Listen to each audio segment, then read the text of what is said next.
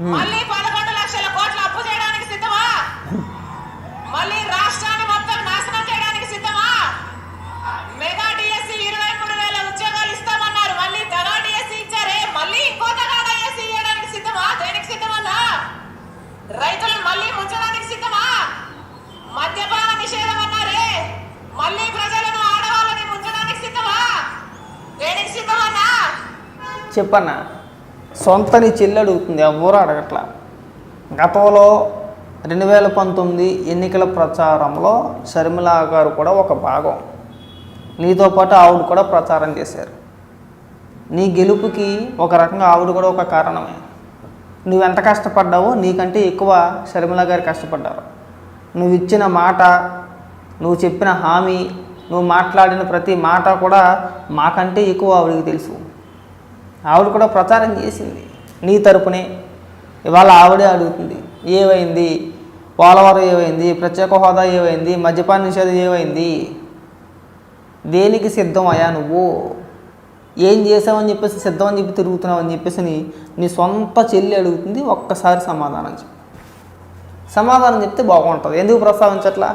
మాట్లాడితే నేను ఎవరైనా క్వశ్చన్ చేస్తే పవన్ కళ్యాణ్ గారు మాట్లాడినా, చంద్రబాబు నాయుడు గారు మాట్లాడినా, వాళ్ళపైన నీ అనుచరులు ఎవరైతే ఉన్నారో, కొన్ని కుక్కలు ఉంటాయి మురిగే కుక్కలు, వాళ్ళ చేత అమనాబుద్ధులు తిట్టిస్తూ ఉంటావు కదా. డైరెక్ట్గా నీ సొంత చెల్లె విమర్శిస్తున్నాయి కదా నువ్వు ఎందుకు మాట్లాడట్లేదు?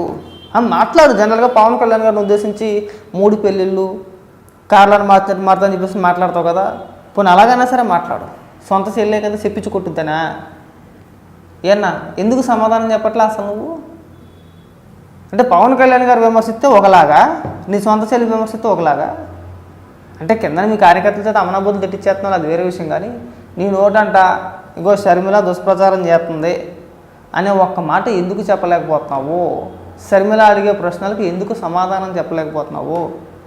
నీ సొంత చెల్లే కదా, నీ తోబుట్టువే కదా, సమాధానం చెప్పే దమ్ము లేదా? చెప్పు. అడిగిన ప్రతి మాట కూడా వాస్తవం, అబద్ధం అడగట్లా. నువ్వు అనని మాటలను అన్నావని చెప్పేసి నేను చెప్పట్లా, నువ్వు అన్నా మాటలే. ఇవనే జగన్మోహన్ రెడ్డి 2019 ఎన్నికల్లో ఇలా మాట్లాడావు. నువ్వు ఇలాంటి హామీలు ఇచ్చావు.